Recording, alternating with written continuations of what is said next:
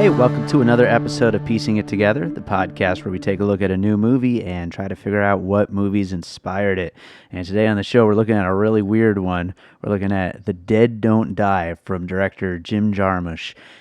If you are a fan of his earlier works, things like Ghost Dog and Coffee and Cigarettes, Broken Flowers, you kind of know that this movie that was advertised as a big horror comedy, zombie comedy, is not quite going to be what it seems. It's definitely more of a very strange independent film, and quite frankly, one that I loved. And so I'm really glad to be doing an episode on it. With me today is a new co-host. We've got Phil A. from the Slump Lords, a local hip-hop group here in Las Vegas. And Phil's someone who I knew back when I went to UNLV, and so it's cool to get him on the show. I hadn't seen him in quite a while, but you know, we've always been connected on Facebook and everything, and we ran into each other a couple times over the years, and it was great to have him on the show. So before we get into that conversation about The Dead Don't Die, I do want to remind you to make sure you are subscribed to Piecing It Together on your podcast app of choice. You can also rate and review us on Apple Podcasts. You can also join our Facebook group, Popcorn and Puzzle Pieces. And you know what? Something I was thinking about this morning, actually. I always tell you guys to follow the social medias and to join the group and to rate and review and do all these things. I never ask you people to share the show. So you know what? If you're listening, share the episode. That would be awesome if you did that. Just click the share button, whatever social media it is. I don't care. Any one of them, just click share. I would love it if you shared this show. That would rule. So let's get on to the conversation about The Dead Don't Die. And of course, we will be getting into spoilers, so go see it first. All right, so we've got with us Phil A. from the Slump Lords. He's got a new album coming out, and I figured it would be a good time to finally get him here on the show. How's it going, man?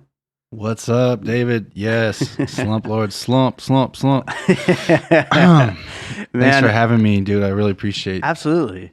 It's good to be on a podcast that I'm subscribed to on my phone. That's pretty cool. I like to hear that. And, you know, it's good to see you, too. I mean, we knew each other from back in the UNLV days, and it's been a long time. It has been a long time, yeah. I used to work at all the stores over here on Maryland Parkway. Man, remember seeing you doing all the promo for like Sony and all kinds of other stuff like that. Always dropping off flyers for shows. Back when I used to get out of the house for stuff other than movies. Yeah. Those days, back in the day. Well, why don't you tell people, since it's your first time on the show, tell people a little bit about the stuff that you do nowadays. Well, been doing the same thing for a while. I pretty much, I'm a producer, beat maker, rapper. Been doing various projects based out here in Vegas for like the past 10 years or so. I run a label called Rap is Fun. We had a monthly show that ran for about 2 years, and now our events are just kind of more spread out. People kind of know me most for my beats. I've done beats for other people's projects locally, and like some other like underground hip-hop type people. So yeah, I've been out here in Vegas from New York, Long Island. Been out here in Vegas since 2003. So yeah. Phil A, pretty much known for the beats and the raps. Hell yeah. Well, I heard the first two tracks from the pre-order of your new album, which we'll plug and maybe play a track from later. But Sweet. Yeah, good stuff, man. Sounds really great. Thank you. You've been doing it a while, and I know we've been both coming up with it. So yeah, it's been a long time coming. I've had other projects. I know we'll plug it later, but yeah, I feel good about this one. I feel like it's the best combo of other projects that I've done and stuff like that. Awesome. So the movie we're covering today, The Dead Don't Die. When we were chatting about you coming on the show, you had mentioned this one. Was this like a movie big on your radar? Are you a fan of Jarmusch's stuff, or? It was big on my radar. I consider myself a fan, but I really, when I was looking at his filmography, I realized I've only seen a few of his movies. Me too, actually. So I am curious to dig back further, but Ghost Dog is the first one Sure. that comes to mind, Me like too. big time. We were both hip hop heads growing up. Yeah, so. yeah. So yeah, RZA doing the soundtrack and in Ghost Dog, that has always he's always been on my radar since. And you know, Coffee and Cigarettes and Broken Flowers. Sure. I might have seen another one or two of his, but yeah, he's been on my radar. And then with this movie, it's so many people that I love, the way they promoted it. Sure. And it was just like, oh yeah, we're gonna go see that. It's interesting how they promoted it, and I mean, we'll start getting into the pieces here in a second. But I mean, and I really like this movie. I'll say that right up front. But it is promoted as a just straight up mainstream comedy, and I don't know if they really did it a service with that, because it is weird and it is slow and it is it's a Jim Jarmusch film, you know, and it's not really the. I think, you know, people maybe were expecting something a little different. People who went out and caught it. I will say I enjoyed it too.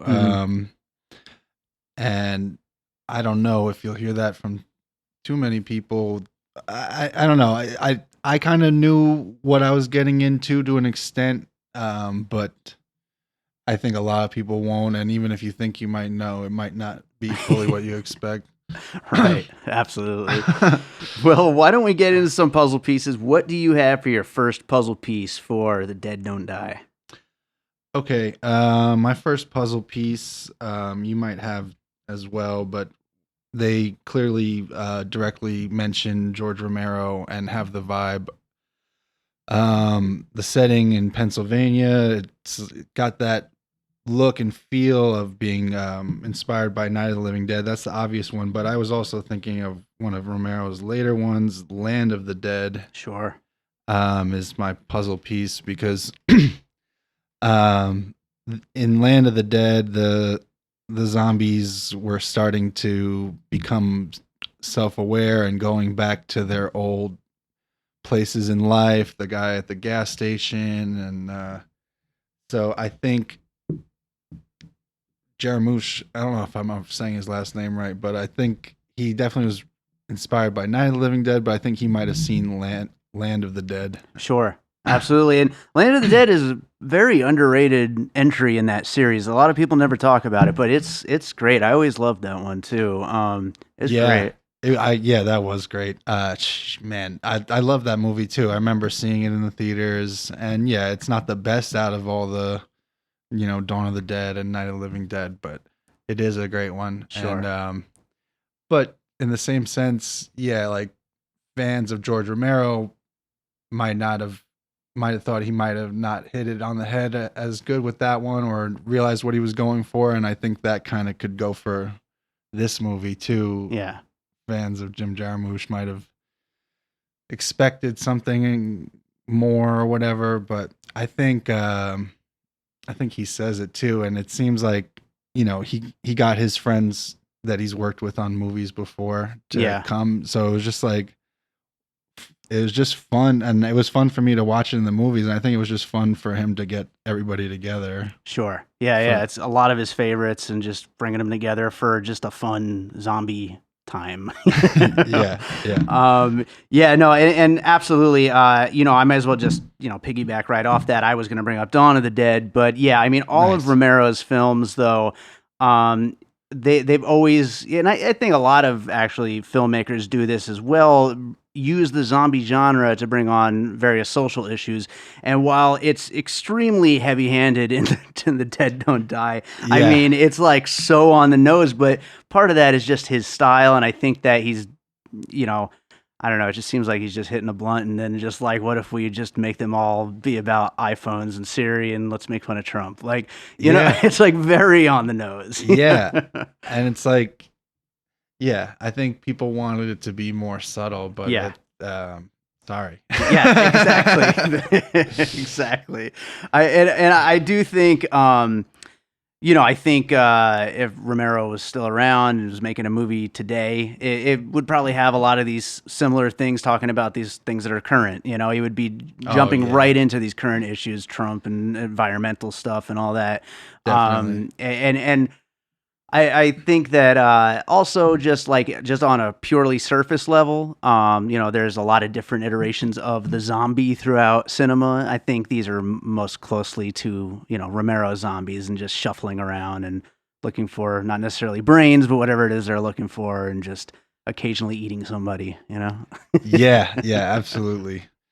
Yeah, rest in peace, George Romero. Seriously. Man. Serious, huge influence for MC Randumb Jewish Dave, I should say. But yes, huge influence on me. My first group, Mob Zombie. Yeah. I was thinking of it was making me think of that as I was watching the movie because we used those ideas from Night of the Living Dead with like the phone call, or not the phone call, but like the radio in between as the skits, and sure. Everybody's used that since Night of the Living Dead, and Dawn of the Dead is my favorite one that you mentioned. Your Piece, that's my favorite zombie movie and Romero movie. But yeah, that's great. Awesome. Well, so we just did both of those back to back. So let's go back to you. What is your next puzzle piece? So in the scene with RZA of Wu PS, the abbot of the Wu-Tang Clan. Oh yeah. I don't know the exact quote, but he says something like "the world is perfect" and something about appreciate the details. And in that scene, I was already noticing the details in the background, like of that guy's shop, and he had like movie posters, and I saw the Army of Darkness poster, and that one as another horror comedy. It was going to be my next piece, since he directly put it in there. I don't think that Jim Jarmusch was maybe has watched all kinds of horror comedies or was going for that, but like just going for his style in a zombie movie that's going to be funny. Yeah. But yeah, Army of Darkness, since I saw the poster in there, I was like, he wouldn't just put that in there for no reason. Yeah, absolutely. We're gonna be like just back and forthing a lot in this episode, I think, because I was gonna talk about Evil Dead too. So, we're on the same page. Yeah, we are. And I think it's like inevitable whenever I talk about horror movies on this show, I bring up Evil Dead, one of the Evil Dead movies, whether it's a little more serious and bring up the original, or going for comedy, and bringing up 2 and 3. But no, absolutely, Army of Darkness, that poster there, and then Evil Dead 2, just as like, kind of the as far as I'm concerned, the ultimate for horror comedy, and this, like you said, this is very much Jarmusch's style of, I don't even know necessarily if you call it like, it's almost like a mumblecore type of thing. Like it's like, it's very just, it's just very just like a very nothing kind of a style, like just people just existing, and there's not much to it. It's just, let's set the cameras on these people and very minimal script. But yeah, I wonder, now that I say that out loud, I wonder if the script is pretty nailed down, or how much of it is like kind of almost improv style. Like, that's a good question. I watched like some kind of like press junket thing on YouTube last night to kind of prep for this or whatever, and I think it was pretty much there what he wanted, but I think, also with like, you're gonna let Bill Murray do what he wants to do or whatever to add to it, and I think he really said it like how he wanted it to be slow. He wanted because I think that was part of the commentary with like, we're all just staring at the phones, we're all zombies just like looking down or whatever. Yeah, but I get the feeling Tilda Swinton basically gets to do whatever she wants. Like, that's pretty much what it comes down to. Man, she's an amazing actress. She used to, like, I don't know, like, she would always play somebody evil for the first, like, I don't know how many movies I'd seen. I'd be like, oh man, not this lady. Yeah, But I'm definitely a fan of her, and man, she was dope. But do you want to talk about her character right now? I'm going to with one of my future puzzle pieces, but if you want to talk about her for a little bit right now, that's totally cool. No, well, let's see. While I'm still like in that scene with the RZA and stuff, I just wanted to mention, I had to look up the actor's name, Caleb Landry. Is that that's the guy who works there at the? Yeah. He's great in horror movies. He was in The Last Exorcism, and he's also the creepy brother in Get Out. Yeah, he was so creepy in that movie. He's creepy in everything I've seen him Wow. in. He was also in that movie with Tom Cruise from like a year or two ago. Damn, you would know. Is it American something? Yeah, Yeah. he was in that, and he was creepy in that. Creepy dude. So I had to look his name up, Caleb Landry, and Yeah. it's cool when I know he's done stuff more than horror, but it's cool when certain actors are just like pop up, and you're like, oh, they live in this horror Yeah. universe. Yeah. So I also kind of thought something creepy was going to happen from him, and it's not a full-on puzzle piece, but his character gave me a little Captain Spaulding vibes. Oh, yeah. Like House of a Thousand Corpses. Like you didn't know if it wasn't a zombie movie, he could have been the one leading you to like the Texas Chainsaw Massacre house Sure. or something like that. Absolutely. Yeah. And it's funny that they kind of take it in an opposite direction then, because yeah, he totally seems like weird enough to be like, evil and like setting them up and whatever, but he's actually just a weirdo that's just trying to Pretty survive chill. too. He's like, hey, RZA, can you drop some knowledge on me before you go? I mean, isn't that what you'd say if you were in that situation? Yeah, for sure. I love it. That's Yeah. so great. Well, all right. Well, so we just did both Army of Darkness and Evil Dead 2. So why don't we go back to you for another puzzle piece? Okay. I don't know if the ending, right? Mm. So we'll talk. I don't know if you should talk about yours first or not, but I just thought of it earlier how the ending with Tilda Swinton's character gave me. I was like, what other movie made me be like, whoa, like that? And I thought of 10 Cloverfield Lane. Ooh, nice. I was not going to say that. I'm glad you didn't say the one that I had, but that's a good one too. I like it. Because the ending of that movie. Yeah, like, holy shit. Well, one, some people might have went to that movie not knowing it was part of like Cloverfield universe, or some people might have went to it expecting to see like monsters from the first Cloverfield movie or whatever. I love that movie, 10 Cloverfield Lane. Oh yeah, me too. It's so sick. But because everyone gets like a different thing out of that movie. I remember going to the theater with like two different people, and we were like, I was like, no, yes. I was like, man. But yeah, the ending of that movie, like, well, this show is all spoilers, right? Like, sure, absolutely. Yeah. Well, like with the aliens at the end of 10 Cloverfield Lane, that made me think of the alien ending with Tilda Swinton. Sure, absolutely. And yeah, I thought you would like that one. Yeah. And I love that movie so much. I love bringing up Cloverfield on this show in any way, shape, or form. Yes, so. Yeah, hell yeah. I nerd out on all that. Like when that, even the Netflix one that wasn't even that good, I still liked it. I hate that one, but I hate it, but I won't watch it again. But just for the canon of whatever, like the possibility. For the hours of like other people's YouTube videos that I could watch talking about Nice. the Cloverfield universe. Maybe I'd like it more if I did that, but as of now, I still hate it. But yeah.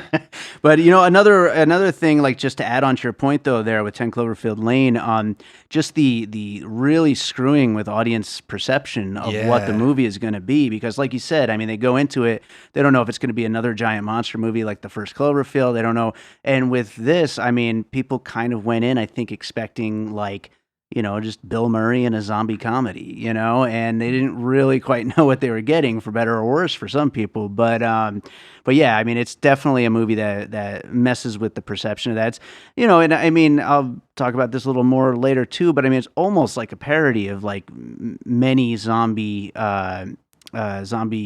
cliches and tropes and things like that. Totally. Yeah. Yeah. And it makes you wonder, it's like, does he know that he's copying it or paying homage to it? Or is he just doing it like, and not even realizing that, like, you don't know, like, what, it's not like he was influenced by horror movies or zombie movies besides the George Romero stuff. Right. Like, it's almost like these are just simply ideas that just kind of pop in his head as he's making this movie. Yeah. And it's just like, oh, that would be weird or that would be cool. And that's what drives it, not necessarily make a horror movie, Yeah. Yeah. Yeah. Yeah. And I think, people might have been spoiled with great horror comedy movies where they give you like the best of both. You know what I mean? And like, I think it was cool. Like the zombie kills in this movie. I didn't. When you actually saw something, it was cool. But there was some scenes where like you wanted to see it, and it was just like off camera. Yeah, or just like a little CGI the dust or whatever. Stuff. Which I do wish it was like real gore, but I mean, we are talking about a very low budget film, and where all the budget probably went into getting all these stars, you know? Yeah, and it's like all of his homies that have been in movies with him before. Yeah. And it's like other people, you know, other directors do that. Like Wes Anderson gets Bill Murray and all the cool actors to come do it. Yeah. Too. Wes Anderson gets, I think, a lot more money for his movies, I imagine. Yeah. Maybe a few more people leave the theater satisfied. Yeah, that's what I was trying to say nicely. Well, I like that puzzle piece, and I got two different directions I can go with. I have two more puzzle pieces, and I can go to either one, but I'm gonna go to this one first because you were talking about Tilda Swinton's character and about how weird she is and the ending and all that stuff. Yeah, and that really her entire character in a lot of ways reminded me of Philo from UHF. Oh my God. I haven't seen UHF since high school. We actually had a radio station in our high school, and like we got to sometimes the assignments or like in class would be just watching movies like UHF, sure, Private Parts, and stuff like that. So good. For anyone listening at home that doesn't know, UHF was Weird Al Yankovic's movie, and there was this character played by Anthony Geary. I looked that up beforehand just to know, and he was just this weirdo scientist that's like just so completely strange and unhuman, and then at the end of the movie, sure enough, just for no reason, has nothing to do with the plot, just turns into an alien and flies away. And Tilda Swinton's character, there's really no telling what the hell she is. She's like a mix of The Bride with Kill Bill, like and Michonne from Walking Dead. Yep. And and she can control computers by just flapping her fingers around. Like, I mean, she's just so many weird I'll watch things. The police station. She walks in those right angles everywhere. She's like always walking in a straight line. I mean, she's just so bizarre. And I mean, there's other bizarre characters I could point to in the history of film, but I mean, UHF was kind of the first one I thought of with that guy. That's a great reference. I gotta watch that movie again. Such an oddball. Oh, you do need to watch that movie. It's so damn good. It's so weird and so funny. Yes, love that era.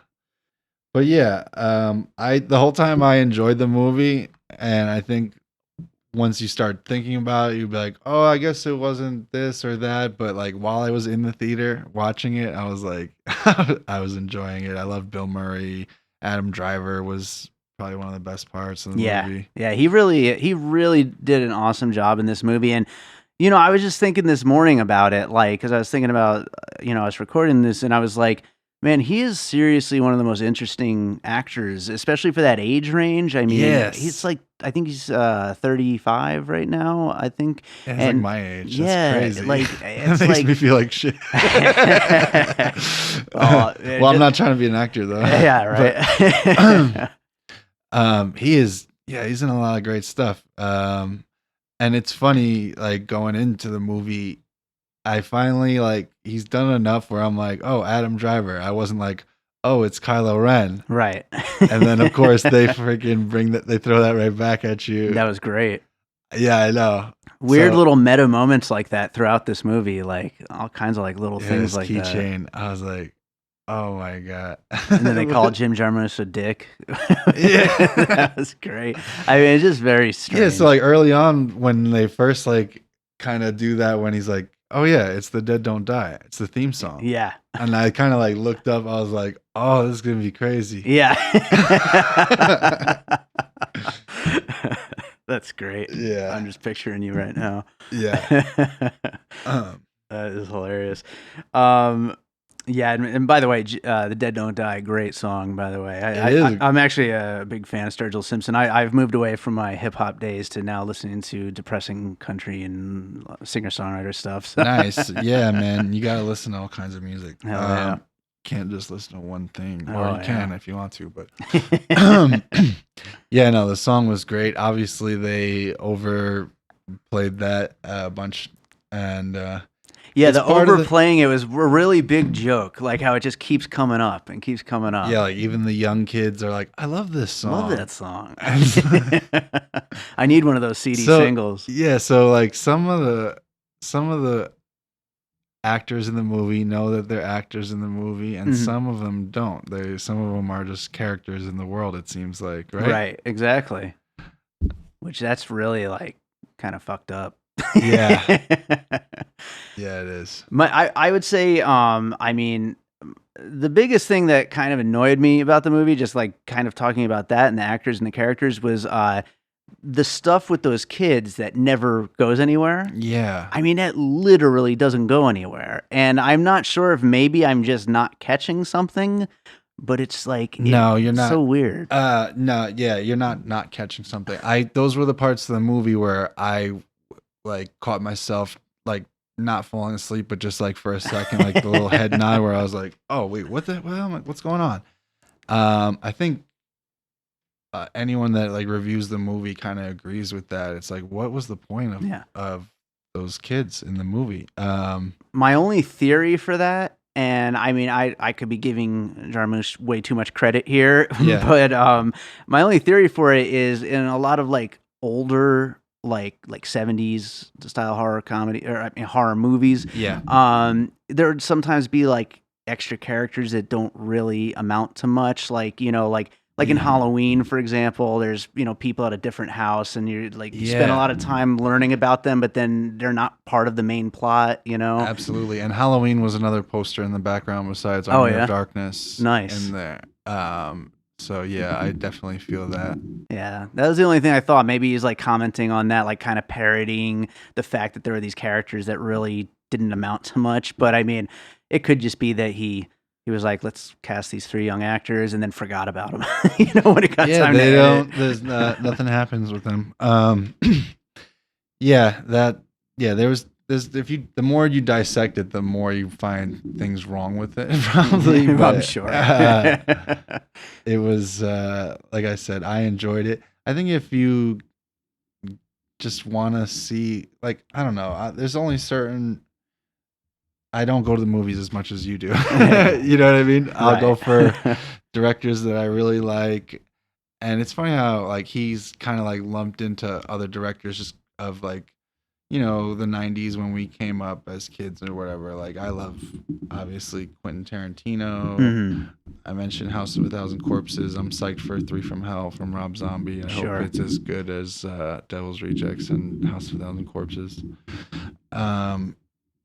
And certain directors that I'll just like always want to go check their stuff out. Sure. And then certain actors too. And this was just like, oh man, this adds up. There's a lot of important people, like important to our generation of film going people, Yeah, man. Yeah, for sure. Absolutely. I was like, RZA. I do wish that RZA had some kind of scene with Bill motherfucking Murray. Yeah, that would be nice. Or am I wrong in remembering? Did the RZA not have a zombie brains thing that he said? That kind of annoyed me. I don't think because everybody had their thing that they wanted, in death. And he didn't. He just stares at the camera. He doesn't say something. I wanted him to say like beats or like something like like just some blunts. Kind of bong, bong. Yeah, bong bong. Bob Digi. Yeah, and so a lot of the great actors. Maybe if you're going, I want to go see for RZA. Like I was expecting it to be cameos, but I did want a little more crossover between the characters, even if it was just a little. Sure. Head nod or whatever. I think they just filmed them like a few days, like one day for this guy. Yeah. And I totally understand that. But yeah, RZA with Ghost Dog and Coffee and Cigarettes, his scene with Bill Murray and Jizza. That's one of the classics, seriously. Oh my God. So good. Well, do you have any other puzzle pieces? I don't think so. Let me just make sure. Well, yeah, no, I mentioned how Kylo Ren, Star Wars, but Yeah. no, no, I don't have any more puzzle pieces. All right, that's cool. I got one last one, and Dope. it's a very kind of obvious kind of one, and that is Shaun of the Dead, which I think, of course, in itself is hugely inspired by Yeah. Romero as well as the Evil Dead series. So good. It is, and it's really kind of, I think, become the gold standard for horror comedies. And even if, like we've been joking around, if Jarmusch wasn't necessarily out to make a horror movie, just had these weird ideas, I think he has to have been inspired by it in some way. Yeah, and I guess I'll piggyback off that just slightly and have to mention Zombieland, Sure. where Bill Murray was a zombie in that too. Absolutely. But yeah, Shaun of the Dead is so damn good, like because the zombie stuff is like on par with like zombie movies that were great that were coming out around that time. Yeah. Like Dawn of the Dead remake and stuff like that. Yeah, that's the thing 28 too. days later. Yeah, that's the thing too with this movie and Shaun of the Dead is like, it's mirroring a lot of the same tropes and things that make a zombie movie while also commenting on them, kind of parodying them, and it's kind of like a fine line to cross. I also think another parallel with Shaun of the Dead. In Shaun of the Dead, aside from the zombie humor, you're also getting some like cultural humor, some like British stuff. You know what I mean? And in this, we're getting some of Jarmusch's, like, for lack of a better words, like kind of like deadpan hipster humor. You know what I mean? But it's like it's mixing in. It's not just being a parody of zombie. It's also the director's style from where they're from, what they're raised on. Yeah, definitely. And yeah, they mentioned the hipsters in the movie too. Yeah. But damn, Shaun of the Dead is so damn good. It's like the comedy is so funny, and the zombie, it's a legit zombie movie. It sure is. Yeah. Yeah. It's seriously one of the best movies So of that the decade. that spoils other things, and then not comedy wise, but like, and not a movie, but Walking Dead is kind of spoiled zombies. Yeah. Because whether you like the show or not, but like the quality of the zombies is amazing. Right. Like what's his name? Greg? Am I right? Is it Greg Nicotero? No, one of the main like horror guys that does that, did effects on like Evil Dead and stuff like that. Like he's sure. like one of the main guys, and he does the effects and stuff on Walking Dead. Hey, son, you want to be on the podcast? We have a Walking Dead cat. But yeah, just the quality of the zombies is kind of like, and the character development, like, so you can't really get all that in a movie. Like, I don't know, it'd be the next, like, I don't know, it's gonna be a while for somebody to make a great zombie movie again, I think. I know. That was actually, going into this movie, is one of the reasons I was like, as much as I was looking forward to it, I was kind of like, just zombies in general, they're a little played out over the last few years, and it's like, I was like, I'm going for the comedy and the Jarmusch, but like, zombies, even though growing up I was super into them, but oh my God, yes. Yeah, just the last few years though, it's been like overkill. Yeah, totally zombie overkill. Well, let's do the finished puzzle, and then we'll get to any of our closing thoughts about The Dead Don't Die. So our finished puzzle includes The Land of the Dead, as well as Dawn of the Dead, Army of Darkness, Evil Dead 2, 10 Cloverfield Lane, UHF, Shaun of the Dead, and Zombieland. Nice list. I like it. That would be a great marathon of movies to watch. Hell yeah, it would. Damn, that would be, like, seriously, no joking, that would be a hell of a Captain marathon. Spaulding from House of a Thousand Corpses. Oh yeah, hell yeah. House of a Thousand Corpses belongs on the list too. Yeah. And Halloween. Yeah. So yeah, great freaking list. And you got any other thoughts about the movie before we wrap it up? just to repeat, I mean, I enjoyed the movie the whole time I was watching it. Like I was smiling or laughing, or even if something was so ridiculous, it was like, okay, that was funny, like for what it is. Go into it, go to a matinee and kind of know what you're expecting. And it's a fun movie, and it's not the best Jim Jarmusch movie out of his whole career, probably. And I want to go back and see what other highlights of his career that I missed besides Broken Flowers with Bill Murray, and Ghost Dog is my favorite. Yeah, I mean, of course. Yeah, no. The only other thing I wanted to mention, because I know we mentioned some of the actors. We mentioned Adam Driver, Bill Murray, Tilda Swinton, Tom Waits. I think we mentioned at one point. Oh yeah, Tom Waits, man. But I mean, so many other people. I mean, Iggy Pop being in it. Yeah. Selena Gomez being in it. Chloe Sevigny. Steve Buscemi. I don't think we brought up. Oh yeah, no, we didn't. Yeah. I didn't. Him. Oh man. First of all, I love Steve Buscemi. So funny. And it's kind of weird how having such one of the most lovable guys try to be like a hateful character. Yeah. So I don't know if that worked. You know what I mean? It worked so well for me. Okay, yeah. To me, it was nice. like, yeah, but to me, exactly for that exact reason, though, because it was like so ridiculous. I don't know if it worked narratively or like filmmaking wise, but like for me, it was just like, hell yeah, it's Steve Buscemi as a racist Trump supporter. Like, come on, this is great. MAGA. Yeah, no, that's true. Yeah, just for the absurdity of it. Yeah, exactly. And then his payoff, it was just like in the distance in the background. Yeah.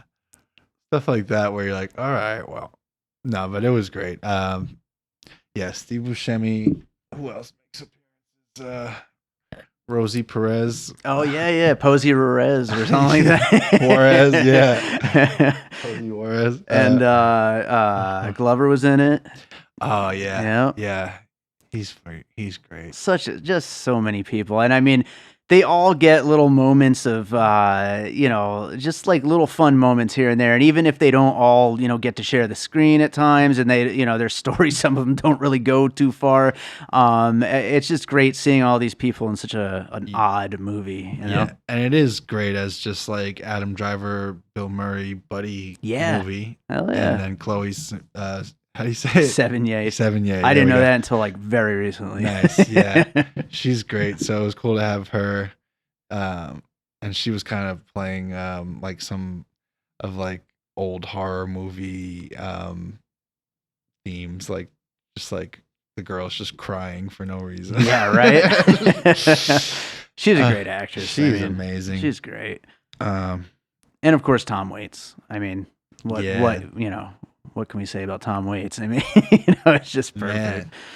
Yeah, that's where where Heath Ledger got the Joker voice from Tom Waits. Yeah, I was like hearing that, like just his regular talking voice. That's hilarious. Sounds like the Joker. That's so funny. Yeah. Well, I think that does it for The Dead Don't Die. Phil, as I always ask my guests, you got a movie you saw recently you want to recommend? I'll keep it on topic. Let's see. Well, the last movie I saw at home was the latest Halloween movie, so we could stay on brand with that. All right. And it was cool. Again, there's another movie I enjoyed it the whole time I was watching it, and then if you go back and think about it afterwards, you start being like, man, why is it? They just announced today, the day we're recording this, that they're doing a sequel. So, oh wow, it's coming. Okay, so that'll be interesting. So like that Halloween 2018 negates every sequel before it. Yeah. Right. Which Halloween 1 and 2, the original ones, I always lump them as one. Like I have to watch 2 as soon as 1 ends. Like I love sequels that start the moment the last one ends. Right, like right. Back to the Future. Is that yeah? Or like, the Hatchet movies are like that. John Wick. Oh, I got to catch up on the sequels. Oh my God. John Wick 3 is so goddamn good. Damn. Oh yeah. I got to catch up on I don't usually do a plug, but I'm going to plug John Wick 3 for everybody. Nice. I'm going to see that. I've been going to the the Tropicana cinemas Nice. again lately and catching up on movies. What did I see there the other day? I'm kind of drawing a blank. I know I need to catch up. That's why I want to listen to your podcast more, but I'm like, oh, spoilers. But some movies, I realize now, I'm like, I'm going to listen to some episodes and it'll either make me want to see a movie that I never heard of. Yeah. Or if I'm planning on seeing the movie, then I'm like, all right, let me kind of watch first. And then. Right. Maybe the episode. I love this podcast. Sorry to cut you off. I love this podcast because a lot of times after I see a movie, I want to like talk to people about it and nerd out about it, or just watch like people's reviews on YouTube about it just to see if they caught the same things that I did. So this is a very cool platform. Yeah, I appreciate that, man, so much. And yeah, I mean, obviously that's exactly how I came to, the idea of doing a podcast on movies, and this basic concept, that I came up with for it. But yeah, just because I love to talk about movies and just kind of like movies like 10 Cloverfield Lane. Like after that came out, I watched like hours of YouTube stuff, and oh my god. Oh, it's so good. It's so freaking good. Well, Phil, tell people where they can find your music. Your new album's coming out. Okay, yes. I am part of the group Slump Lords, and we have an album, Maryland Harkway, coming out on the 28th of June. You can find it at slumplords.bandcamp.com. And after the 28th, you'll be able to find it on whatever you listen to music, Spotify, Apple Music, anything like that. Also, you can find my solo projects, Phil A. That's a little harder on the search engine, but you can find it all at rapisfun.bandcamp.com or phila.bandcamp.com. And you can find me on Twitter and Instagram at BeatMakingMC or at Slump Lords with a little underscore at the end after Slump Lords on both Instagram and Twitter. Nice. And thank you for having me on and let me tell people about the album. We also, for any hip hop heads out there, we also have features from Kool AD from Das Racist, Declaim, also known as Dudley Perkins. You might know him for working with Madlib and his wife, Georgia Ann Muldrow. And then for Vegas hip-hop veterans, we have Isaac Sawyer, who's been holding it down in New York City with his raps and beats. He's been big on the live beat scene out there. And my boy Rasan Arigato, which he used to go by Bamboo, but there's another Bamboo rapper, and he was in Mob Zombie with me, so we're kind of full circle with all the features.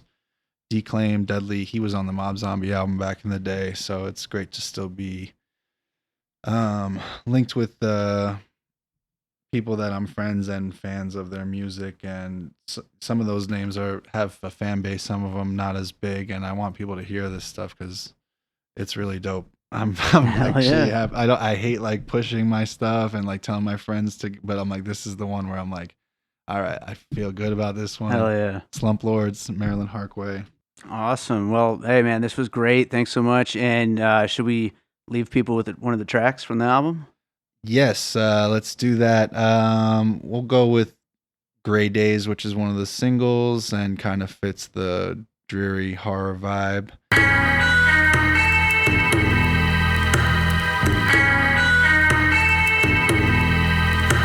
I'll wait for that day when I go outside and everything is great. They say, hey, hey, have a nice day. Hey.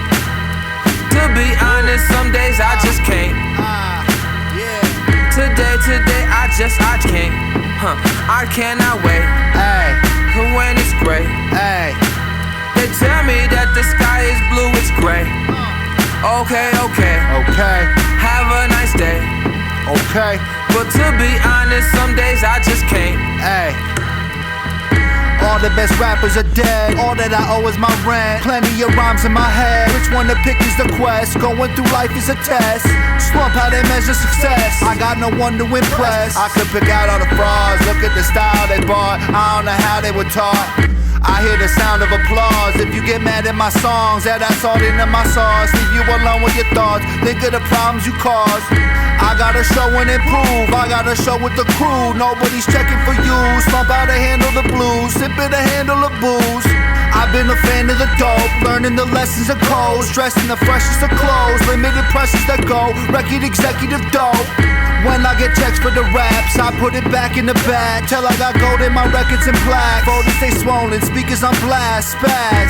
I get it back if I lose it, never come whack or confusing. Running ain't tripping my shoes, sunroof and dripping the moonlit. Leave non-believers influence, no need for scheming or fooling, nothing to do with the fakes. Been dreaming how I would do this, can't have the truth on my face. I'll wait for that day when I go outside and everything is great. They say, hey, hey, have a nice day. To be honest, some days I just can't. Today, I can't. I cannot wait for when it's gray. They tell me that the sky is blue, it's gray. Okay, have a nice day. But to be honest, some days I just can't. Y'all ain't hear me though, till I walked in with this herringbone. Well, let me fly with this Evian. I just levitate if they don't let me on. I'ma meditate, cause they piss me off. I don't elevate, bitch, I blast off. Eyes wide shut, man, take your mask off. Line me up, no hacksaw. Grind weed up, it's headband. Sign me up, a dead man. My instincts led me to these badlands. A lap dance had me man tan. Groupie love the Gap band. Had a bad day, guess karma never sleeps for the bad man. Slump, that's right, can't see me coming unless you use a black light. Ain't fucking with you turkeys unless it's brakes on a backslide. All we do is murder the flow. Getting scratched like the white rock with the A-ball. Scratch off the cereal and a vertigo. Check the balance on your stereo. Slump Lord, hope, grant a period. This is not a test. This a point where true destiny manifests. Slump up the volume, bass on 10. Dissipate the stress. Skirt, slow down, Weldy. Just chug the whole 40. They dopey off coding. Rolling off rollies, put boosters, per rollies. My shouty float when I'm smoking on a stogie. Bogey in sight. Kamikaze jackknife when I land on the mic. What's your plans for the night? Mad dog on analog. Don't mean to brag, but my squad got catalogs. Alcohol mixed with medicine. Help a nigga swing the pendulum. Slump. I'll wait for that day when I go outside and everything is great. They say, hey, hey, have a nice day. To be honest, some days I just can't. Today, I can't. I cannot wait for when it's gray. They tell me that the sky is blue, it's gray. Okay, have a nice day. But to be honest, some days I just can't.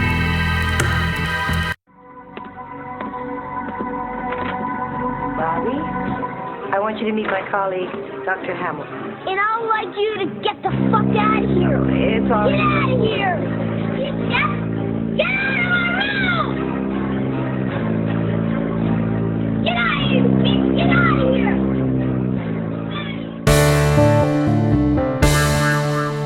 All right, I hope you enjoyed that conversation about The Dead Don't Die, and I hope you enjoyed that track from the Slump Lords.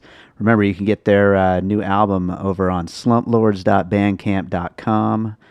The album's called Maryland Harkway. So, one other thing I wanted to say about The Dead Don't Die before we wrap this episode up is, you listen through this whole episode now, so you know that this was a weird movie. It was a very slow movie. Very kind of anti-comedy, very, to wrap it up, not for everyone kind of movie. But it was still in 4 theaters here in Las Vegas. A movie like this got made with a budget, with stars, and got put in theaters. I think the whole argument about, small movies don't have a place anymore, that's why they all go to Netflix or Amazon or whatever, I've been saying it's bullshit for a long time. Movies like this still get made and they still end up in theaters. And yeah, when one of them happens, like for example, Roma last year that I was complaining like crazy about because it wasn't playing at any theaters here in Las Vegas, that sucks and that's intentional. These movies do get made and a lot of them still end up in the theaters. obviously The Dead Don't Die is an example of a small movie that ended up in theaters. And, you know, some of the other movies I've loved this year, Climax was in theaters. It was in 2 screens, but that's theaters. It made it to our town in just 2 screens. Yeah, movies like Marvel Avengers is going to be in, you know, 50 screens or whatever, but just give us 1 or 2 screens for these small indie films. That's all we're asking. And then you can go put it on your Netflix and your Amazon and all your streaming services. That's all we're asking because we love cinema, you know? So anyway, let's close it up then and remind you all to please make sure you're subscribed to Piecing It Together on your podcast app of choice. You can also follow us on social media at Piecing Pod. You can join our Facebook group, Popcorn and Puzzle Pieces. And like I mentioned at the beginning of the episode, if you'd like to share this episode, that would totally rule. We really appreciate all the support from everyone out there listening, and sharing the show just helps us get to more and more listeners and find more people who want to be on the show, like Phil. So that's awesome. Anytime you people share the episodes and get more people listening, we really appreciate it. So let's leave you guys with a piece of music today. And you know what? To keep with the local Las Vegas hip-hop spirit, I don't talk about my comedy rap stuff on here very often, but it does fit the theme of the show for The Dead Don't Die. Let's play a track from my comedy, horror, murder rap group, MC Randumb Jewish Dave. Yeah, okay, let's just do it. This is a song called Love to Murder. Love to Murder. Is it Love to Murder or Love to Murder? What did we name this song? I don't even remember. We never even released it. I gotta look. What do we call it? Oh, it's Love to Murder. Okay. So, this is a song called Love to Murder, which we never did release because it was supposed to be on our album Songs in the Key of Murder 2, which will probably never happen because we've grown up and don't rap about murder anymore. Although that's not really true because we have a whole bunch of unfinished songs that we probably will finish at some point and then release a whole new album. This stuff is just so ridiculous, but I hope you enjoy it.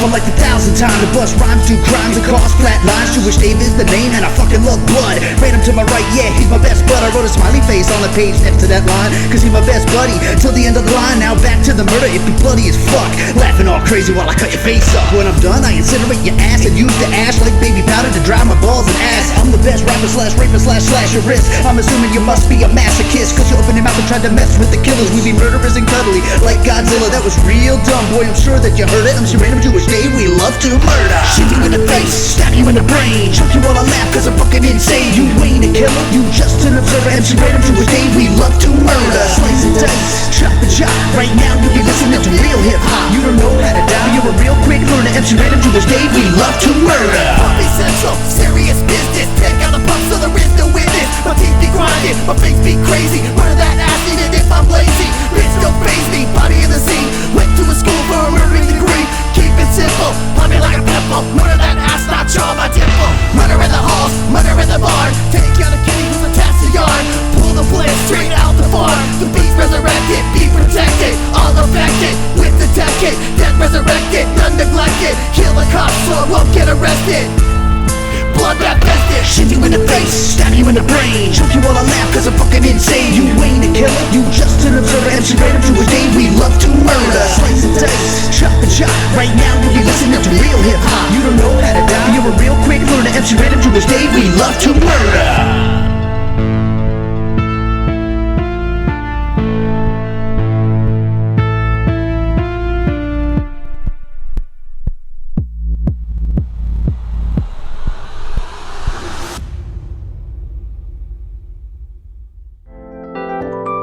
And all points west.